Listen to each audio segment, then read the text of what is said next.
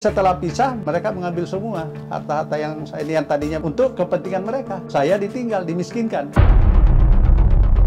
Istri saya sekarang ini, mereka nuduh sebagai pelakor, mengambil harta gono gini.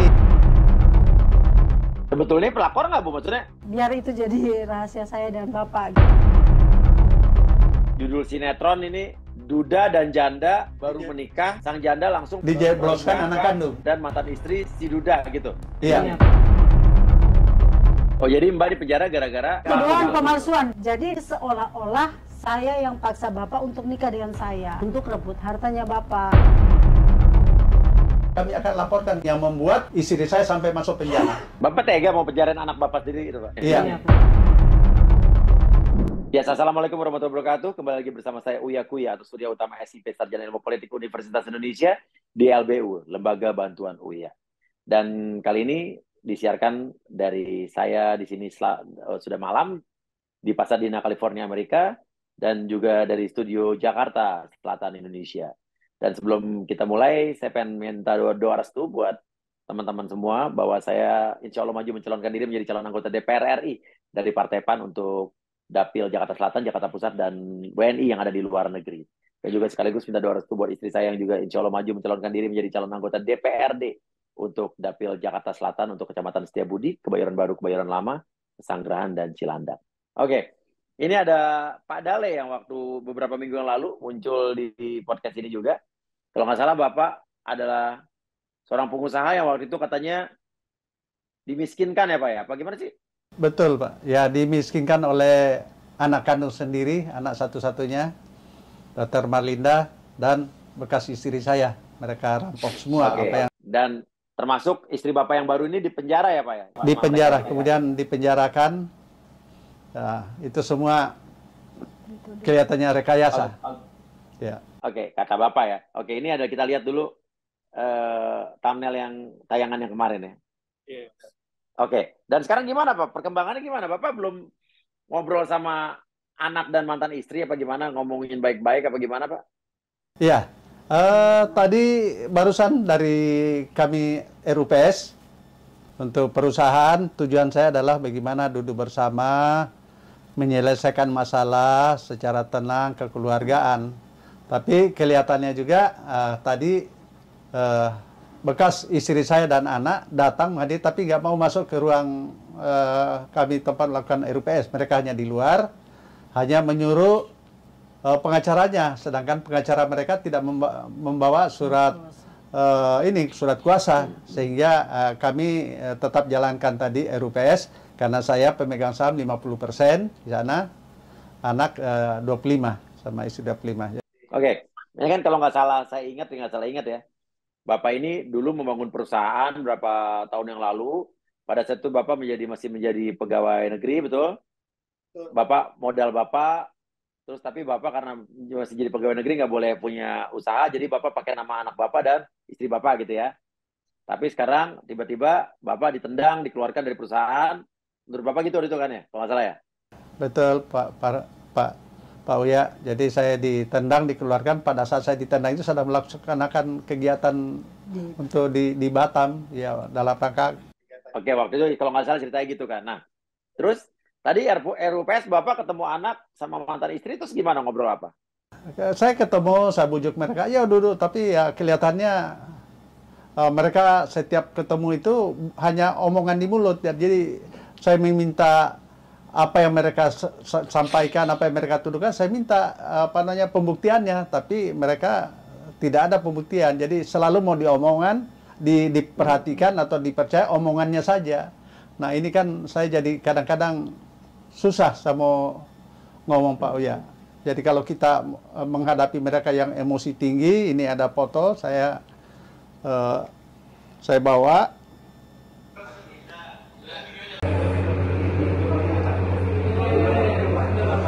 Nah itu kan.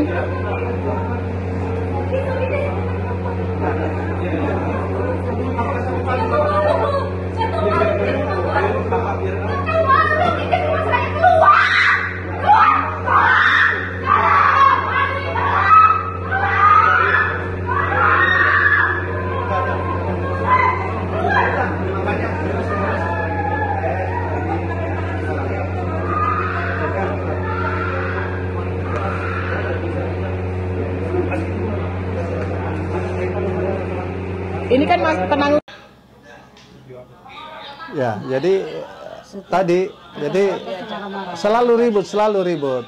Jadi kelihatan sering ribut ini ya itu untuk supaya RUPS tidak ada, karena mungkin takut mereka minta pertanggungjawab terhadap keuangan yang dipegang oleh komisaris yang harusnya telah melanggar hukum. Dia tidak boleh, seharusnya keuangan lain, tapi ya ini yang terjadi. Walaupun mungkin saya akui Pak Uya pada saat itu keluarga baik-baik saja, tapi setelah pisah ya mereka mengambil semua harta-harta yang tadinya bahwa saya amankan untuk kepentingan bersama, tapi ternyata diambil untuk kepentingan mereka. Saya ditinggal, dimiskinkan. Ini yang saya lagi meminta kepada mereka supaya duduk bersama. Tapi kalau tidak ya kami sudah persiapkan juga untuk melalui pengadilan. Oke Pak. Terus apa yang ingin disampaikan lagi di sini apa Pak? Nih, mengenai apa Pak? Nah, di samping mereka sudah menguasai gonong gini, nah istri saya sekarang ini saya nikahi, mereka nuduh sebagai pelakor untuk mengambil harta gonogini, padahal itu tidak ada, tidak pernah terjadi. Yang saya tempatin sekarang ini dari aset 9 rumah, hanya apartemen saya aja yang di Moi yang saya tempatin. Nah, itu yang dia bilang bahwa mengambil merampas ini tujuan untuk menikah dan lain sebagainya. Tapi mungkin untuk lebih jelasnya nanti Ibu Ramla yang akan ceritakan dari awal. Ya, kasih. Sebelum ke Ibu Ramla, saya mau tanya Ibu Ramla juga nih. Ibu dituduh pelakor tadi katanya, merampas harta gitu kan. Kenapa Ibu dituduh pelakor? Apa emang benar Ibu pelakor apa gimana Bu? Jadi Bang Uya nggak ada satupun perempuan yang mau jadi pelakor ya Bang Uya. Saya waktu itu ketemu Bapak tahun 2018. Memang waktu itu saya pertama sama Bapak itu bantu Bapak kerja. Bapak juga nggak angkat saya jadi karyawan, enggak. Tapi saya selalu bantu, jadi Bapak itu di dalam kegiatan kadang suka butuh alat-alat yang kadang Bapak nggak bisa cari. Jadi ketika saya cari, nah Bapak selalu suka dengan apa yang saya usahakan gitu ya. Jadi Bapak merasa cocok. Nah, kemudian kalau kondisi rumah tangganya Bapak sendiri, Bang Uya, yang seharusnya yang tahu ya Bapak sendiri dengan mantan istrinya ya. Saya juga nggak tahu bagaimana kondisinya. Cuman waktu itu Bapak bilang sudah sejak 2016 Bapak itu sudah tidak harmonis. Ini menurut pengakuan Bapak. Memang dilema ya Bang Uya, kita sebagai wanita, orang lihat kita kayak pelakor gitu, tapi kan mereka nggak lihat prosesnya seperti apa gitu. Proses seperti apa, seperti mungkin ada penolakan dari saya, ada apa kan itu mereka nggak tahu. Mereka hanya tahu saya pelakor gitu. Sebetulnya pelakor nggak Bu? Maksudnya dalam arti kata perceraian Bapak dengan mantan istrinya tuh gara-gara malahan sebelum saya menikah resmi dengan Bapak, saya sempat ajak diskusi anaknya. Saya sempat, ayo kita diskusi, kamu kenal saya, ayo kita diskusi, kamu maunya seperti apa, saya ikutin. Gitu, nanti saya bicara sama bapak kamu. Kalaupun saya nggak boleh terlibat di perusahaan kamu, ya udah nggak apa-apa, saya keluar. Tapi di situ dia nggak pernah nanggapin, Bang Uya, selalu nganggapnya, wah, saya nggak mau bicara dengan perempuan rendahan begitu ngomongnya. Sampai demi Allah Bang Uya, saya pernah bilang sama Bapak, Pak, emang sakit kalau suami itu diambil orang gitu. Karena saya pernah ngerasain Bang Uya gitu. Coba Bapak ngomong, tapi ya Bapak dengan alasan yang mungkin nggak tahu ya. Buktinya di dalam gugatan mantan istrinya, di situ disebutkan bahwa 40 tahun menikah dengan Bapak dia nggak pernah bahagia. Oke, terus pertanyaannya kemarin kan katanya Mbak Ramla kan sempat di penjara 6 bulan ya. Itu gara-gara apa sih? Jadi ceritanya saya nggak mau tahu Pak Uya prosesnya Bapak gimana, di rumah tangganya Bapak kayak gimana, saya nggak pernah mau tahu. Yang saya tahu saya bekerja dengan Bapak. Nah, tahu-taunya mantan istrinya ini gugat cerai gitu. Gugat cerai itu pun Bapak nggak tahu gitu. Kami lagi bekerja, kata Bapak ini ada gugatan, itu pun udah panggilan kedua. Nah, kemudian kami bekerja lagi, tiba-tiba oh sudah ada putusan cerai gitu. Sudah ada putusan cerai, tapi Bapak nggak tahu. Itu kita cek di apa ya Bang Uya ya, SIP ya, apa SIPP. Oh, saya bilang, oh iya Pak, ini bisa dicek di SIPP, ada nomor perkara. Oh iya benar, udah putus. Aku bilang begitu. Nah itu Bapak nggak tahu. Bapak nggak tahu di situ. Nah akhirnya yaudah Bapak bilang, tolong cek. Kalau misalnya benar, Bapak sudah berjanji. Kalau misalnya istrinya itu gugat cerai, dia nggak akan balik. Oh ya, itu kendalanya. Dan itu putusan cerainya sudah ingkrah, akta cerainya sudah terbit. Gitu. Oke. Terus sampai Mbak di penjara tuh gara-gara apa? Saya kemudian Bapak bilang ya udah, ayo kita tolong daftarin aja ke Pengadilan Agama, kita menikah, kata Bapak gitu. Kita menikah resmi di KUA. Saya waktu itu ke KUA Kelapa Gading, Bang Uya. Nah, dia tanya waktu itu sorry Bang Uya, jadi tahu April 2020 itu akhirnya waktu saya sudah resmi bercerai, saya sudah jadi janda Bang Uya. Waktu itu Bapak minta saya gitu. Bapak minta saya. Waktu itu saya pertimbangan, Pak, gimana dengan Ibu? Nanti saya bicara. Saya juga sudah. Gitu, saya juga sudah tidak ya pokoknya gitu, dengan alasan Bapak nanti mungkin nanti saya biar itu jadi rahasia saya dan Bapak gitu. Yang jelas saya sampai hari ini pun Bang Uya, kalau misalnya Bapak mau baik-baik lagi dengan anaknya, dengan mantan istrinya, saya dengan hati ikhlas, saya nggak apa-apa. Yang penting Bapak dirawat, jangan diperlakukan seperti ini gitu. Nah, pertanyaan sebelum dijawab, jadi kenapa di penjara? Jadi seketika ada akta cerai Bang Uya, saya datang ke KUA Kelapa Gading. Artinya, saya mau mendaftarkan surat cerai itu surat cerai saya dan surat cerainya Ibu Ramla sebagai duda dan janda. Jadi saya datang ke KUA, saya mau mendaftarkan pernikahan saya. Nah waktu itu pengurus KUA-nya bilang begini, ya udah Ibu siapkan aja untuk janda dan duda itu Bang Uya, mohon maaf, mandatori untuk dokumen itu adalah akta cerai yang asli, bukan kopi. Nah sudah ada akta cerai yang asli, ada KTP, KK, dan pas foto, itu aja yang diminta. Kemudian orang KUA Kelapa Gadingnya datang ke saya, ambil dokumennya. Ya udah, saya bilang setiap proses itu saya sudah bilang sama Bapak. Jadi di dalam laporannya mereka ini seolah-olah saya yang paksa Bapak untuk nikah dengan saya. Gitu. Jadi dokumennya sudah lengkap, saya kasih ke pengurus KUA. Saya selalu lapor sama Bapak, Pak, ini nanti ada orang KUA yang mau urus dokumen yang asli, kami kasih. Kemudian saya ke Batam. Nah, setelah saya ke Batam, saya kok tanya progres juga ke orang KUA. Saya tanya, Pak, kami butuh pengantar RT RW enggak? Kalau kan setahu saya kalau orang mau nikah itu kan harus ada pengantar RT RW. Nah, pengurus KUA itu bilang gini, Bang, katanya nggak usah, kita langsung ke KUA aja. Karena sudah ada surat cerai. Gitu. Sorry Bang, langsung ke kelurahan aja, nggak usah lagi ke RT RW. Karena waktu itu saya saya di Batam, posisi di Batam, Bapak juga di Batam. Jadi dia mengiyakan, ya udah ke kelurahan, langsung ke kelurahan aja. Maksudnya di situ Bang Uya, saya nggak ada niat sama sekali untuk memalsukan dokumen apapun. Gitu, tidak pernah menyuruh, tidak pernah apa, saya maunya sesuai prosedur gitu. Kalau saya mau yang palsu-palsu, kenapa harus ke KUA? Gitu loh Bang Uya. Jadi akhirnya mereka urus, terbitlah surat nikah. Surat nikah itu tidak palsu, asli.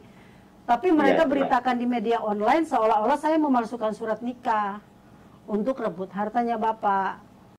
Oh, jadi Mbak di penjara gara-gara tuduhan pemalsuan 263 ya. 263 tapi junto, Bang. 55. Waktu itu junto 5556. Turut serta. Katanya di seorang memberi keterangan palsu untuk membuat suatu dokumen gitu ya? Tidak Bang, karena ikut serta. Jadi ikut serta itu jadi orang KUA yang memalsukan, tapi katanya untuk kepentingan saya, makanya saya jadi ikut. Nah, jadi sebetulnya surat itu asli apa palsu? Kalau surat nikahnya asli, tapi pengantarnya Bang, pengantarnya itu kayak apa ya? Surat pengantar dari kelurahan, surat pengantar surat numpang nikah dari KUA setempat ya. Terus kemudian ada surat pernyataan dari saya dan dari Bapak juga. Jadi masing-masing dari saya 3 surat, dari tempat tinggal Bapak juga 3 surat. Yang dianggap palsu adalah yang Ya, 3 surat itu. Ya, surat pengantar dari kelurahan. Kalau Mbak di penjara ikut serta, berarti orang KUA-nya di penjara juga? Orang KUA-nya di penjara juga, Bang. Dia kena vonis 10 bulan. Oke. Nah, terus lantas? Nah, sempat saya waktu pada saat proses penyidikan, waktu itu memang saya nggak ditemani pengacara. Penyelidikan atau penyidikan yang awal, masih klarifikasi, Bang. Saya nggak pernah ditemani pengacara, karena waktu itu saya sama Bapak pikir kita nggak ada salah apa-apa gitu. Kenapa bisa dilaporin polisi gitu. Ini laporan macam apa? Tadinya memang dianggap remeh lah sama Bapak, maksudnya nggak usah jadi pikiran karena kita lagi bekerja gitu loh, Bang. Nah, akhirnya Bapak bergening juga. Waktu itu kan mantan istrinya ambil uang 4 miliar di uang kantor. Nah, Bapak sebenarnya lapornya itu untuk bergening, mereka laporkan saya. Sebelumnya ada 2 laporan lagi, Bang. Pencemaran nama baik lah. Banyak. Pokoknya saya ngantar makanan nama Bapak langsung dilaporin ke Polres. Jadi ada banyak laporan. Nah, ini Bapak mau bergening, Bapak laporkan karena mereka juga ada kesalahan ambil uang 4 miliar di perusahaan. Nah, dua-duanya berproses karena di sana juga sama-sama kejepit, Bang. Kami dipanggil polisi juga. Mereka dipanggil polisi, akhirnya mereka negosiasi dengan Bapak. Nah, waktu itu di situ saya ngelihat bahwa Bapak ini masih ada punya niatan baik gitu. Bapak dari Batam langsung ke Polres Jakarta Pusat. Bapak cabut laporannya Bapak untuk mereka. Besoknya saya langsung jadi tersangka. Mereka gelar perkara, mereka nggak undang saya. Dan besoknya saya langsung benar-benar dijadiin tersangka, Bang, waktu itu. Emang tadinya ada kesepakatan apa Pak waktu Bapak nyambut laporan Bapak? Ya, jadi begini Pak Uya, saya jelaskan lebih rinci lagi bahwa begini.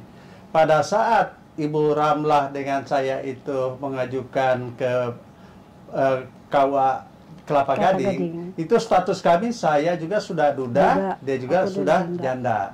Nah, ke sana diarahkan oleh sana di KUA bahwa untuk syaratnya untuk keluar cerai itu, ya itu tadi akte cerai dua-dua harus ada. Kemudian pernyataan dua pihak bahwa menyatakan saya duda, Ibu Ramlah juga janda. Tapi pada proses pengurusannya itu melalui arahan dari KUA. Nah, KUA hanya minta 3 juta. Nah, kita sudah kasih sebagai jasa transfer. Dia mendaftarkan. Nah, waktu dia mendaftarkan itu, nama saya dan nama istri saya Ramlah ini betul pernyataan bahwa duda sama janda, tapi tanda tangan di sana bukan tanda tangan kami. Nah, di sanalah dasar mereka untuk melaporkan bahwa ada pemalsuan. Isinya yang sebenarnya ada benar, tidak ada yang palsu. Terus diproses ke polisi. Nah, polisinya ya kita sudah ceritakan semuanya, tapi berubah apa yang kami sampaikan di berita acara itu, tapi kemudian di pengadilan itu ada perubahan. Dan ini sangat aneh sekali, Pak Uya. Pada saat kami di Batam sedang bekerja, saya dibujuklah salah satu penyidik di Polres bahwa Pak Dale, ya datanglah sekarang, ini Ramlah, nanti kita selesaikan dengan baik, saya tunjukkan ini biar nanti jaksanya bisa dikembalikan lagi, tidak memenuhi unsur. Nah, saya bawalah, saya suruhlah Ibu Ramlah berangkat di luar. Sampai di sini Ibu Ramlah jam 4 pulang ambil simpan koper, dia datang langsung ditahan, Pak Uya. Ditahan, polisinya P2 bawa ke kejaksaan langsung ditahan, dan sehari besoknya sudah dibawa ke pengadilan, tahanan pengadilan. Jadi kesimpulan saya, belum sempat dibaca kali itu BAP-nya sudah ditersangka. Ini saya lihat ketidakadilan di sini. Dan kemarin Tuhan menunjukkan, jaksanya sendiri yang ngomong, karena kami lagi mengajukan peninjauan kembali untuk nama baik. Jaksanya mau bilang bahwa saya hanya bawahan. Mohon maaf Pak Dale ya, sehat Pak Dale ya, saya ini hanya bawahan. Saya juga perintah dari atasan. Itu ada saksi, termasuk kami punya lawyer ngomong gitu. Ini waktu kami perkara. Nah, yang kedua, pada saat proses ini juga saya melihat sini ada luar biasa pengaturannya. Kami ajukan profit, tapi itu ditunda-tunda terus. Kami ajukan sampai 3 minggu ya. Iya, sampai 3 minggu. panggilan Kenapa? Dia sengaja mengulur karena kami belum datang dari Batam untuk melengkapi untuk melengkapi sana. dokumen Nah, BP2. pada saat kami datang, itu apa namanya P21 P21 itu dibawalah ke kejaksaan. Otomatis profit ini gugur. Di sana saya lihat. Nah, alhamdulillah Pak Uya, saya sangat berterima kasih kepada Bapak Kapolda, Bapak Karyoto, Pak Jenderal Karyoto. Atensi beliau. Beliau tidak melihat siapa-siapa, tapi kebetulan kami mengeluh dan keluhan kami ini beliau langsung tanggapin. Pada saat setelah 3 hari ada laporan, terus kami dipanggil. Kami dipanggil oleh Kapolda. Di ruang Kapolda ditanyalah istri saya, kenapa sampai masuk penjara apa sebenarnya? Diceritakanlah. Nah, waktu diceritakan ini permasalahannya langsung dipanggil penyidiknya. Namanya hari itu juga. Jadi ibu disuruh menunggu di ruang tamu Pak Kapolda. Hari itu juga dipanggil penyidiknya datang. Begitu datang penyidiknya, dibawa dan ditanya oleh Bapak Kapolda. Ini Bu Rampla, salahnya di mana? Dia bilang salahnya merugikan negara, memalsukan dokumen negara. Nah, beliau sedikit agak tekanan suaranya naik. Apanya yang dipalsukan? Ini kan semua benar, pernyataan benar. Yang kedua, mereka ini mau tujuan baik, niat baik, bukan untuk pergi memalsukan apa. Nah, kenapa kalian solimi seperti ini? Hanya apa kata penyidiknya? Apa jawaban penyidiknya? Siap jenderal, siap salah. Siap jenderal, siap salah. Hanya itu kata-katanya. Itu penyidik yang dulu nanganin ibu ya? Yang menjarakan. Sampai pulang, iya. Kita pikir ada permintaan maaf. Ternyata si boy ini ya dengan gagahnya tidak meminta maaf sampai kami mengajukan peninjauan kembali untuk nama baik. Setelah nanti itu keluar, ya kami akan permasalahkan juga tentu pengembalian nama baik. Kami akan laporkan penyidiknya. Oke. Apa yang akan dilakukan sama bapak dan ibu ini sekarang berarti? Nah, sekarang kami lagi berproses di pengadilan negeri. Kami kemarin sudah dipanggil. Ya, ini apa? PK atau apa? PK. Ya, di sanalah jaksanya langsung mengaku bahwa Pak Andri namanya, mohon maaf Pak Dalek, saya ini bawahan. Saya hanya ikutin atasan. Berarti ada orang yang ikut. Artinya apa tuh? Artinya apa? Nah, ada. Saya pikir Tuhan yang maksud dia. Ternyata mungkin ada pimpinannya. Inilah yang saya minta supaya jaksa itu jujur. Siapa yang menyuruh? Karena terus terang saja Pak Uya, ini anak mantu saya kan anggota DPRD dari fraksi. Mungkin selalu kolehanya mengatakan bahwa ya ada orang petinggi di saya kenal dan mungkin itu atensi, tapi saya yakin tidak percaya kalau memang benar itu. Saya sayang sekali ya, saya mohon maaf saya katakan di sini kan selalu yang dijual-jual nama itu Pak. Nah, mohon maaf saya harus sebut karena biar terang benderang. Tetapi beliau kemarin juga bilang ya saya tidak ngapain mau ikut, tidak tahu apa-apa. Iya, ikutin ini campur sama keluarga orang. Saya lagi dengan ini. Nah, saya berkesimpulan bahwa ada orang-orang yang datang menteror baik di KUA, di kelurahan, di pengadilan agama, mengatasnamakan beliau tadi. Karena ada yang mengaku seperti sama satu lagi, mohon maaf, saya harus sebut namanya biar terang benderang. Adiknya si selain ada salah satu ya ketua lah di DPRD DKI, satu ini fraksi dengan anak saya, anak mantu saya yang saya jadikan anggota DPRD. Nah, inilah yang mendorong sehingga timbul masalah seperti ini. Kami hanya pasrah saja. Ya, alhamdulillah dengan adanya atensi Pak Kapolda, dia melihat kami tidak ada pernah macam-macam. Beliau memberi teguran kepada bawahannya, dan itu terima kasih saya kepada Bapak Kapolda yang tidak pilih kasih siapa. Beliau sangat-sangat memperhatikan. Kita percayalah kepolisian, khususnya Polda Metro Jaya akan bersikap profesional dan presisi, adil pasti. Ya. Saya merasa. Ya, oke. Nah, pertanyaan saya tadi belum dijawab. Selanjutnya yang dilakukan PK, peninjauan kembali, terus langkah hukum apa yang akan dilakukan lagi? Ya, setelah PK nanti putusannya, nah kami akan mengambil ini lagi tindak lanjutnya apa? Apakah kami tapi kemungkinan kami tidak akan tinggal diam, kami akan laporkan kepada pihak-pihak yang membuat istri saya sampai masuk penjara. Saya minta Artinya siapa saja akan dilaporkan? Ya, Pelapor. saya akan laporkan ya pertama dari penyidik, yang kedua jaksa, yang ketiga juga mungkin hakim. Anaknya. Karena yang setelah itu baru kami masukkan kepada pelapor, anak saya dan istri. Karena anak dalam tuntutannya keberatannya bahwa dia merasa Rugikan dirugikan secara secara immaterial. Nah ini kan yang lapor anak. Ini yang saya katakan kepada penyidik, loh anak saya dan polisinya juga harus tahu yang melapor ini kan ada hubungan dengan saya, bekas istri. Harusnya mereka melihat netral, artinya tegak lurus. Tapi ini lebih kelihatannya condong kepada pelapor anak saya ini. Ini yang saya... Bapak tega mau penjarain anak Bapak sendiri itu, Pak? Saya tidak, bukan masalah tega atau tidak tega. Tapi kita mau lihat ini terang benderang, siapa di belakang anak saya ini. Ya, seperti kemarin, Pak Uya, saya dinyatakan ODGJ di belakang ODGJ. GJ. Di belakangnya itu ya anak mantu saya yang manggilin dokter-dokter di kecamatan, di kelurahan, dan di dinas sosial. Dan ini sudah diusut. Mudah-mudahan dalam waktu bulan ini juga dia sudah akan dipanggil untuk diperiksa. Karena saksi-saksi sudah semua dari kelurahan dan lain sebagainya sudah memberi kesaksian di Polres Jakarta Pusat. Tepat, Uya. Oke, Pak.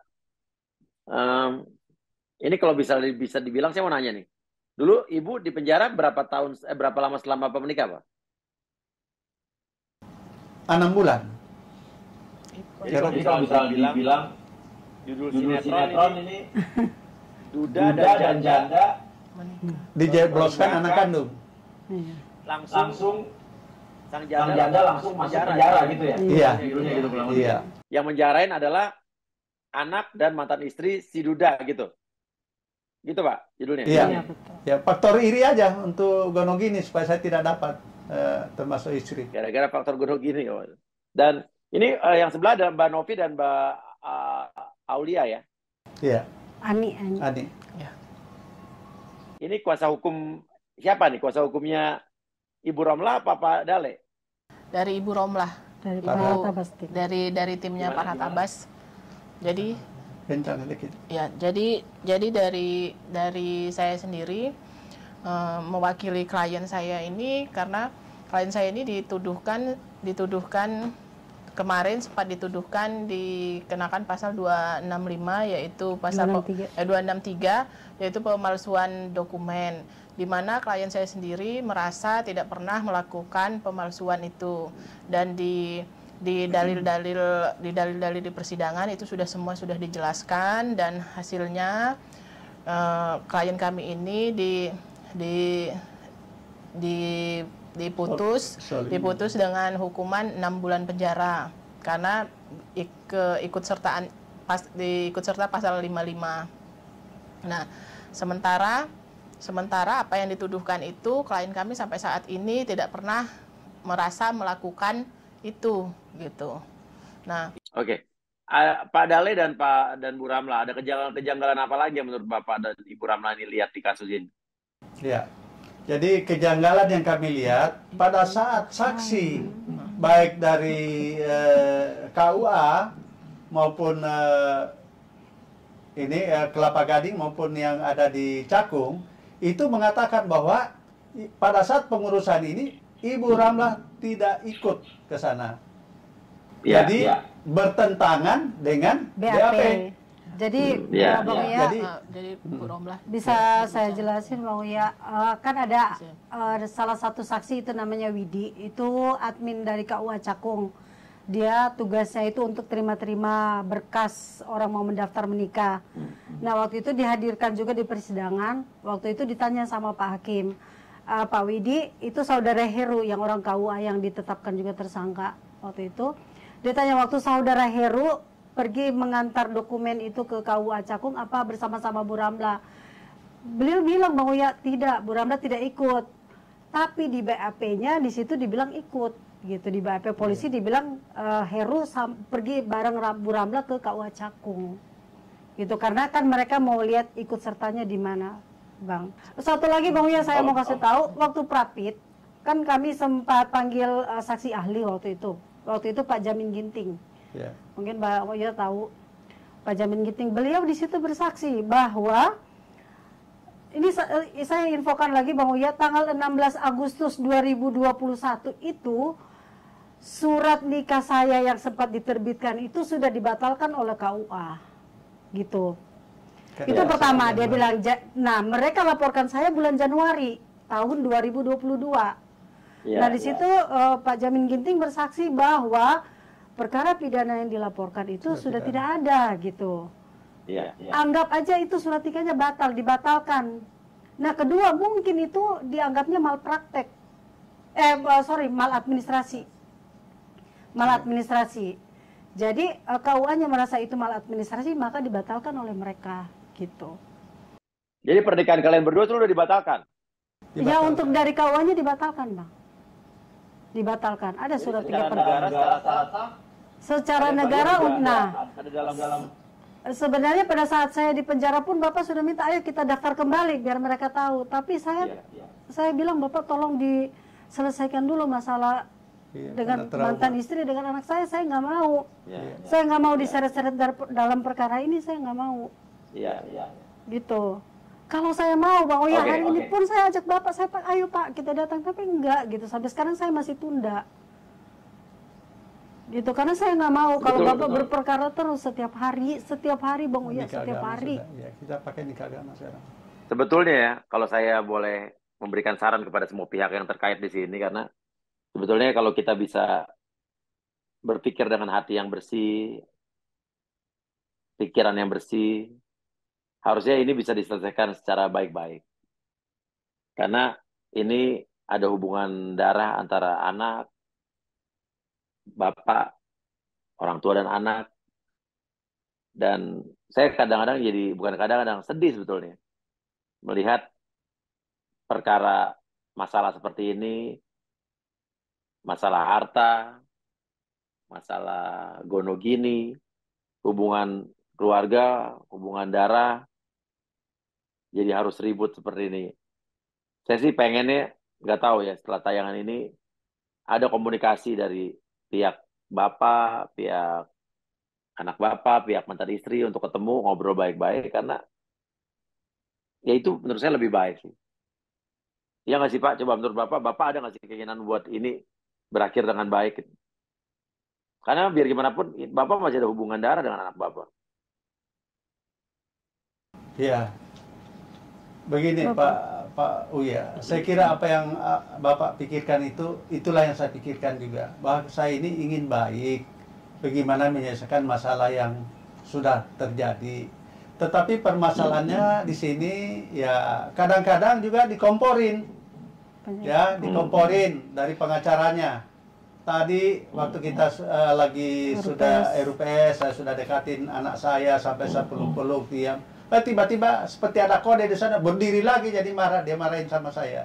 Jadi saya bilang, kalau memang anak saya sadar, bekas istri saya sadar, tidak usah pakai pengacara. Mari sama-sama kita, kalau perlu datang di tempat Uya di sini, kita selesaikan, biar tahu masyarakat. Tapi ini masalahnya agak sulit, karena orang lain campur. Kenapa Pak Uya mereka campur? Karena dia melihat di sini ada harta karun. Mungkin pingin kebagian juga, jadi dilama-lamain. Makin lama makin bagus, makin lapor sana sini makin bagus. Jadi yang menikmati mereka, termasuk anak istri saya ini adalah penikmat dari hasil keringat saya dari muda sampai pensiun, tua sekarang 66 tahun.